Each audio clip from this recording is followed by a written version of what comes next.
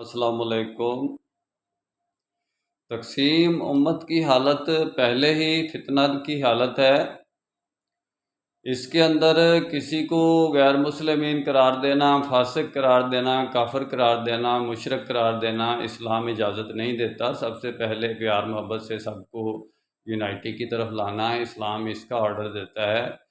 لیکن اگر ایسی حالت میں بھی، تقسیم امت کی حالت میں بھی کوئی اور مزید فتنہ پیدا کرنا چاہتا ہے اور تقسیم کرنا چاہتا ہے، جھوٹی نبوت کا دعوے دار بنتا ہے یا کہ جھوٹی امامت کا دعوے دار بنتا ہے، تو اس کے خلاف اسلامی قانون کے مطابق جو یعنی کہ تحریم نبوت اور امامت کا قانون ہے، اس کی شک کے تحت ہم اس کو کافر قرار دے سکتے ہیں۔ یہ حق حاصل ہے امت کو کہ تقسیم کی حالت میں بھی اس فتنہ کو ختم کرنے کے لیے یعنی یہ کام کر سکتے ہیں۔ میرا کام اسلامک ورلڈ کی امن اور یونائٹی کا ہے۔ انشاءاللہ ڈیٹیل میں بات پھر ہوگی۔ نسبت وحدت خدمت خیر کے ساتھ۔ اللہ حافظ۔